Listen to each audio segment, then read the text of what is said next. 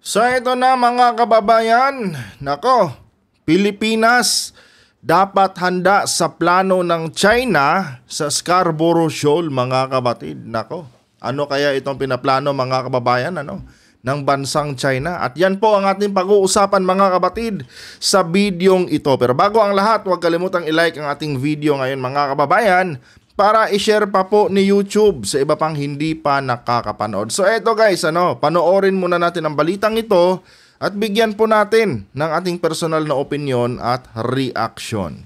China is there in Scarborough Shoal. I think we see the picture already. They will put up a monitoring station because they have declared it as a nature reserve. And malaki ang posibilidad na magtayo ng monitoring system sa Scarborough Shoal ang China. Kasunod ito ng kanilang deklarasyon noong Setyembre na plano nilang gawing nature reserve ang Bajo de Masinloc o Scarborough Shoal. Buti kung monitoring system lang mga kabatid. No? Ako sa tingin ko dyan mga kababayan, military base ang gagawin dyan ng China kapag tuluyan nilang nasakop ang Bajo de Masinloc. Kasi ang aim kasi ng China mga kabatid, palakihin pa ng palakihin mga kababayan itong kanilang mga military assets. 'Di ba? Ngayon mga kabatid, ito na lang isipin nyo. Kung sakaling kumalat itong mga military base ng China diyan po sa may West Philippine Sea mga kababayan hanggang doon sa South China Sea mga kabatid, biruin nyo mga kabatid, anytime pwede nilang i-hostage ang bawat isang bansa dito sa Asia na kung saan taliwas sa kanilang paniniwala itong ginagawa ng isang bansa. 'Di ba? Kasi ang target ng China dito mga kababayan is tuluyang alisin itong impluwensya ng Amerika dito sa Asia. So ngayon mga kabatid, ito tatandaan nyo, hindi lang Pilipinas ang inaagawan nila ng teritoryo. Hindi lang po Pilipinas mga kababayan. Halos lahat ng mga katabing bansa ng bansang China mga kapatid, meron po silang mga inaangkin na teritoryo. And ang analyzation ko dyan mga kababayan, kaya ginagawa yan ng China kasi gusto nilang magtayo mga kapatid ng maraming military base dito sa mga karagatan mga kababayan ng katabi nilang mga bansa. Para anytime, kung suwayin ng bansang ito ang mga kagustuhan ng China, pwede nilang i-surprise attack mga kababayan. It so happened lang mga kabatid na naha-highlights itong issue natin ngayon sa West Philippine Sea with China. Pero ang totoo niyan mga kababayan, marami ding galit talaga na bansa dito sa Asia, na katabing bansa lang din ng China dahil sa ginagawa nilang pang-aagaw ng teritoryo. And lahat yan mga kabatid, sa aking paniniwala, gusto talagang tayuan niya ng China ng military base. Kaya nga noon, last year, sabi ko, kung pwede namang paupahan natin sa Amerika, itong mga exclusive economic zone natin dyan mga kababayan at tayuan ng Amerika ng kanilang sariling military base, why not mga kabatid? Kasi yan lang yung nakikita kong paraan mga kababayan, para mapigilan itong mga ginagawang pang-aabuso ng China, pang-aagaw ng China ng teritoryo dito sa mga bansa sa Asia. 'Di ba? And pag pinaupahan natin yan mga kabatid, may chance din na kumita pa ang ating bansa.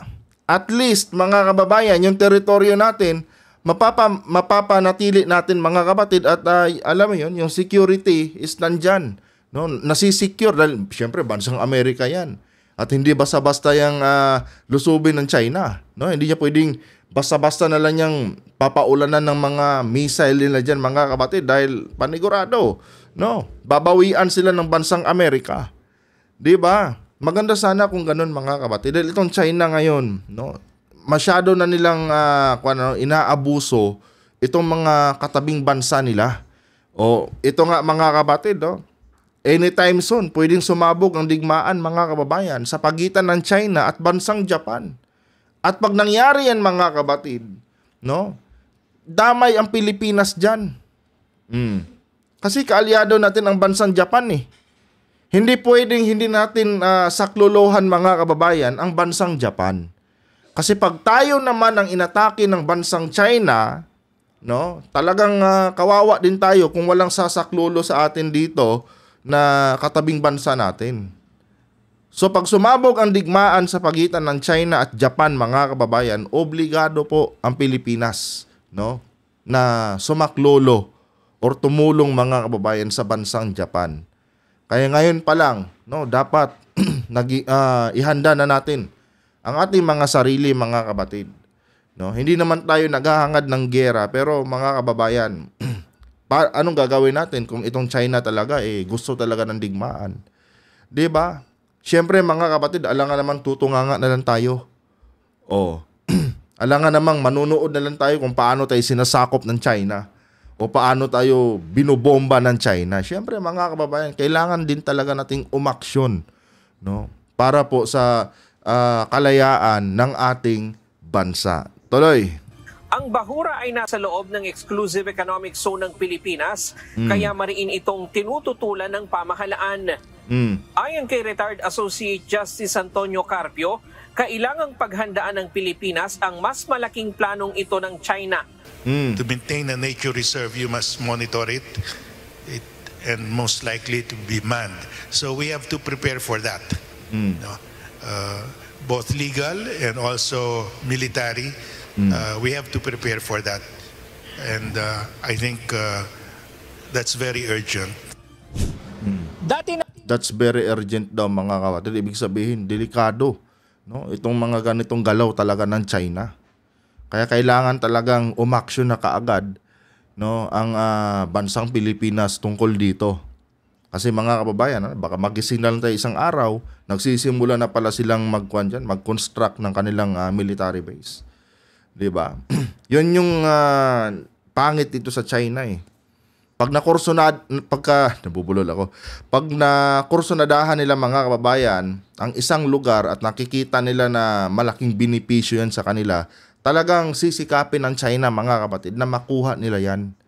No, tulad dito sa ating mga karagatan, diyan sa may West Philippine Sea, na kung saan mga kababayan, alam naman ng China na wala na silang karapatan diyan, pero mga kapatid, gumagawa sila ng issue. At ang mas worst pa doon mga kababayan, pinag-away-away nila ang mga Pilipino. Ginagamit nila mga kapatid itong kanilang pera, no, para lasunin ang utak ng mga Pilipino. At ang ginagamit nilang armas ay yung mga politiko natin dito sa loob ng ating bansa. 'Di ba? Yun yung nakakalungkot mga kababayan. Dahil mas pinipili ng mga kababayan nating mga Pilipino, no, na tumanggap ng pera galing sa bansang China at maging instrumento ng China para masira ang ating bansa. 'Di ba? Itong lahat ng issue ngayon mga kapatid na kinakaharap ng gobyerno natin, yan lahat mga kababayan, kagagawan po yan ng China. No? Tandaan po lagi natin mga kapatid na ang nagiging sanhi ngayon ng pagiging hati-hati ng mga Pilipino ay ang bansang China. And marami din mga kababayan, marami din talagang mga politician dito sa atin na ang kakapal ng muka mga kapatid. No, wala nang ibang inisip kundi yung kanilang pansariling interest lamang, 'di ba? Di bali nang maging watak-watak ang ating mga kababayang Pilipino, basta importante mga kapatid, kumita sila ng pera, no? Sila yung ginagamit ng China sa pagpapakalat ng maling naratibo, pagpapakalat ng fake news, kasi yan yung pinaka number one mga kababayan, no, na mga tawag nito, mga pwedeng, kumbaga, yan yung pinaka number one tools mga kapatid na pwedeng gamitin ng China, no, para makuha nila yung kanilang mga pinagkakainteresan na teritoryo ng Pilipinas. Gusto nilang sirain, no, ang loob ng ating bansa. And sa tingin ko mga kababayan, nagiging epektibo din, no, itong kanilang estratehiya mga kapatid. Dahil nakikita naman natin ngayon, no, kung gaano din ka supportive itong mga kababayan natin dito sa pamilyang Duterte, na kung saan ito talaga yung instrumento, no, ng China, mga kababayan, yung pamilyang yan. 'Di ba?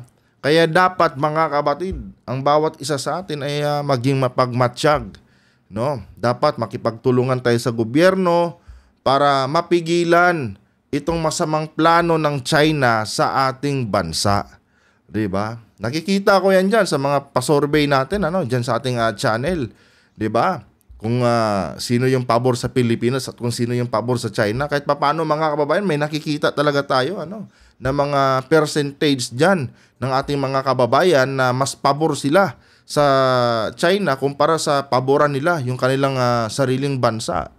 'Di ba? Yan yung kumbaga patunay, mga kapatid, no, na marami na talaga mga Pilipino ang naiimpluwensyahan, mga kababayan, nitong kampo nila Duterte, na isang certified, mga kapatid, na pro-China, no? And yung mga numbers na yan, mga kababayan, yan yung patunay na effective, no, itong strategy na ginagawa ng China, no? Kaya itong gobyerno ng China, buhos ng buhos sila, mga kababayan, no, ng pera dito sa ating mga bayarang mga politiko, dahil alam nila, mga kapatid, na yan ang kahinaan ng mga Pilipino, no? Pag pinakitaan mo na yan ng malaking pera, nako, mga kababayan, no, ultimo, mga prinsipyo niyan, mga kapatid, ibibenta nila, no? Kumita lang sila ng pera. Tuloy. Nang ibinabala ni Justice Carpio na maaaring matulad ang Baho de Masinloc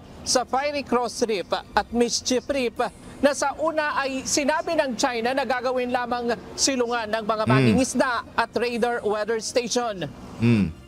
Ngunit kinalaunan ay ginawa itong malalaking military bases. Di ba? Yan din, mga kapatid, no, ang mangyayari, mga kababayan, sa Scarborough Shoal, no?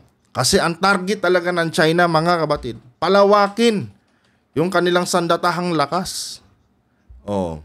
Biruin nyo. Nung una, mga kababayan, sabi nila, pahingahan lang daw ng kanilang mga mangingisda. Ngayon, mga kapatid, after 19 years, tignan nyo naman, mga kababayan, military base na. Ngayon, mga kapatid, mas mapapabilis yan, no? Dahil high-tech na lahat ng gamit. Ito, 19 years ago lang to, mga kababayan, no? Ngayon, kung ibabase natin sa kasalukuyang teknolohiya natin, mas mapapabilis, mga kapatid, ang pagbibuild nila ng ganitong mga military base. 'Di ba? Kaya nakakabahala 'yan at dapat aksyonan na talaga ito ng ating gobyerno. 'Di ba? Alam nyo, kung meron lang sanang makakarinig sa atin, gusto ko talaga yung ideya, mga kababayan, na yung katubigan natin dyan sa may West Philippine Sea, no, ay ipahiram natin or paupahan natin, mga kapatid, sa bansang Amerika at sa mga iba pang mga kaalyadong bansa natin na gustong magtayo ng kanilang military base. No, pwede natin gawin yun, 'di ba? Hindi naman mawawala sa atin yan, dahil ang usapan naman dyan is papaupahan. No, especially itong bansang Amerika, mga kababayan, na talagang gusto din nilang palawakin yung kanilang network, no? Gustong-gusto ng Amerika yan, mga kapatid, kung sakali mang meron tayong ganyang offer sa kanila. 'Di ba? And ang kagandahan pa diyan, mga kababayan, is ang bansang Amerika na ang magde-develop niyan. Pag alis nila diyan, mga kababayan, syempre buo na yan, no? Tawag dito, pupwestuhan na lang din natin later on yan ng ating mga kasundaluhan, ng ating mga military assets. 'Di ba? Yan yung advantage yan, Hopefully, umabot sa ganyang ideya yung ating gobyerno. Kasi ang advantage niyan, mga kapatid, pag pwestuhan po yan ng bansang Amerika, hindi na po yan basta-basta mapapasok ng bansang China. 'Di ba? And panigurado, mga kababayan, pagka nagkaganyan po, no, gagayahin tayo ng iba pang mga bansa na kung saan, mga kapatid, ay inaabuso din nitong bansang China, no?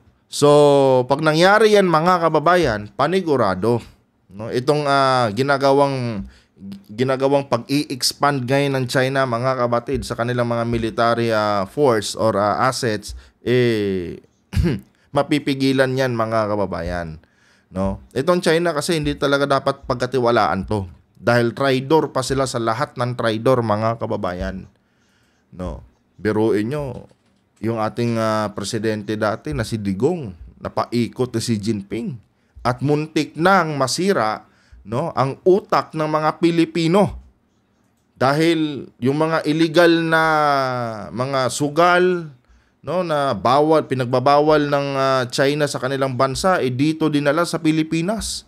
O diyan pa lang sa mga bagay na yan, mga kababayan, makikita na natin na hindi maganda ang intensyon ng China, no, sa ating bansa.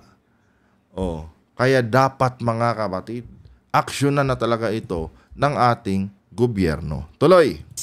Matagal na ring iminumungkahi ni Justice Carpio sa pamahalaan ang pagsasampa ng panibagong arbitration case laban sa China.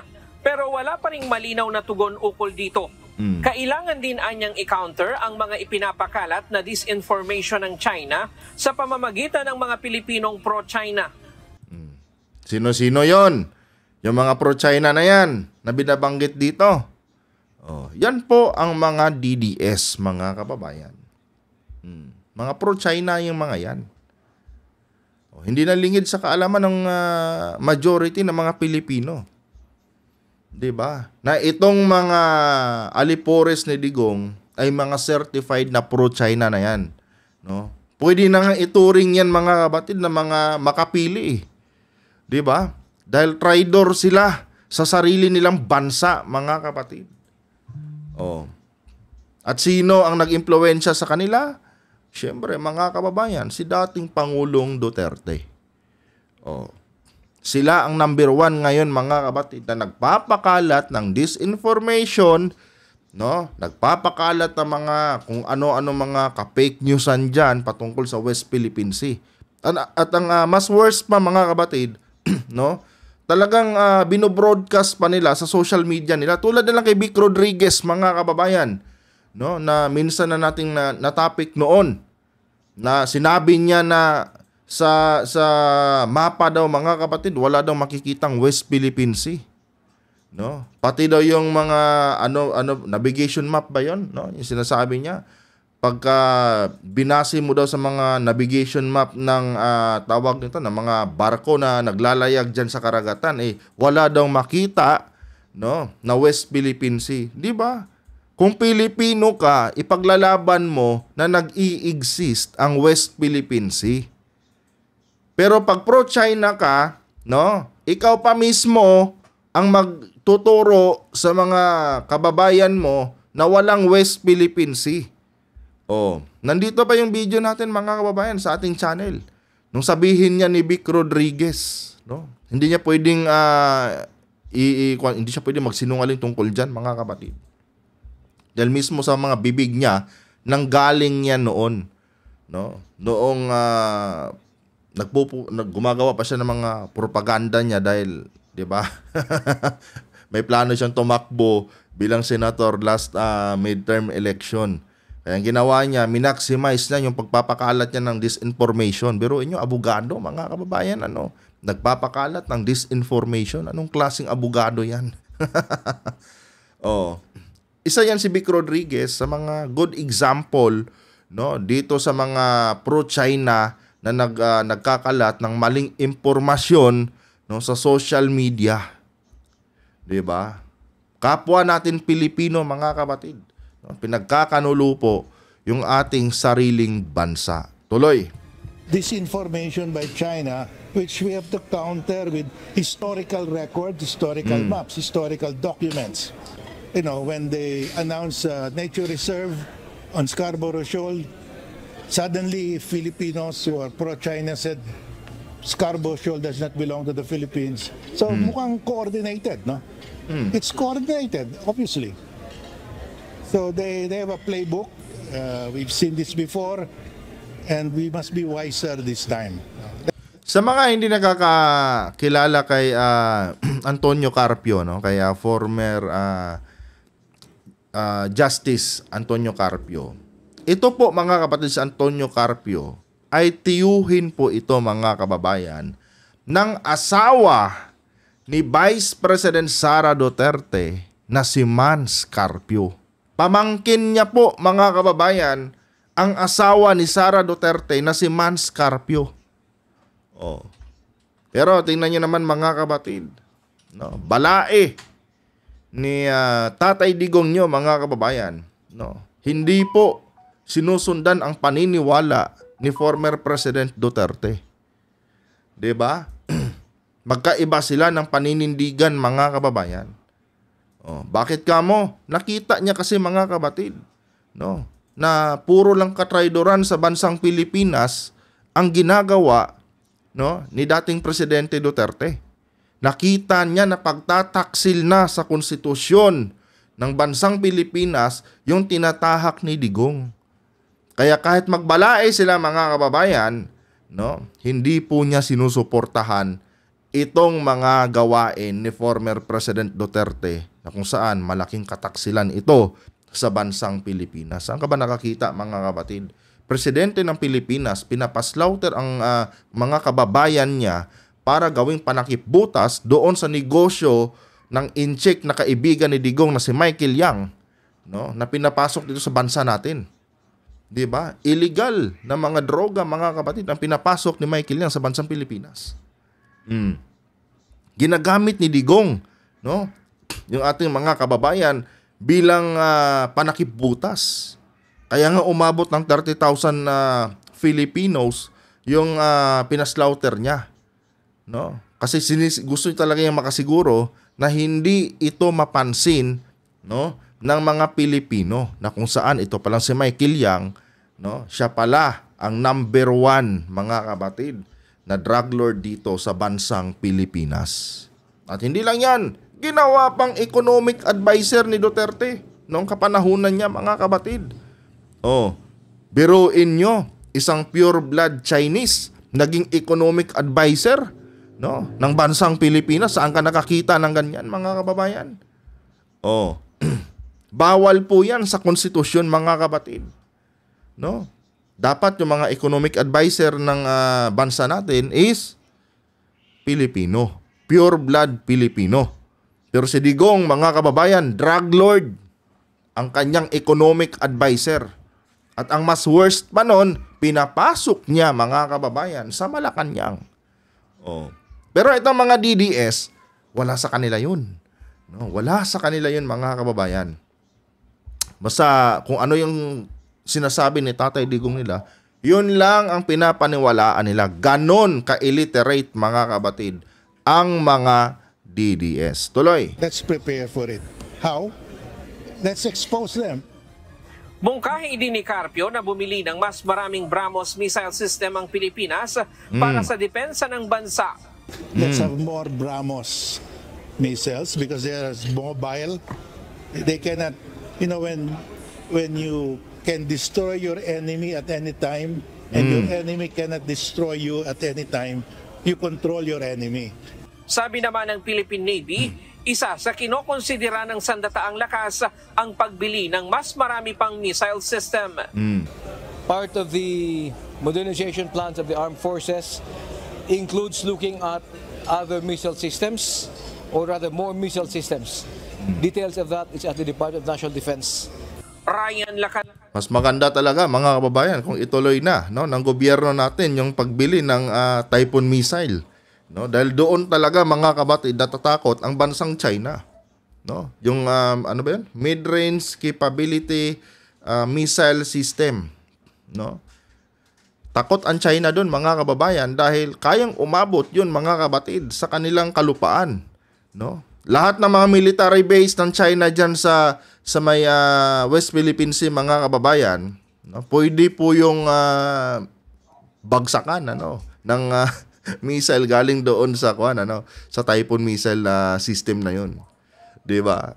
Yun talaga ang pinaka-the best na gawin ni PBBM. And sa pagkakaalam ko, no, meron pa ring Typhoon missile ngayon na nakatambay dito sa loob ng ating bansa, no. Hindi lang sinasabi kung saan located yun mga kapatid dahil alam naman natin, no, na maraming mga makapili ditong mga Pilipino na pwede nilang i-booking sa China kung saan yan. Hindi kasi pwedeng malaman ng China yan mga kapatid kung saan yan nakapwesto.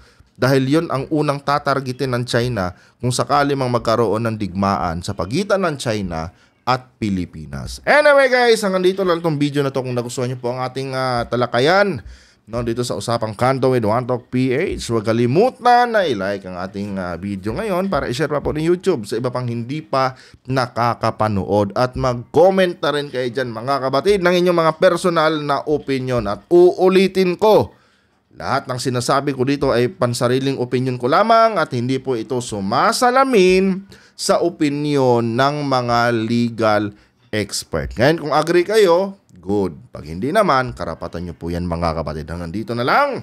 Adios.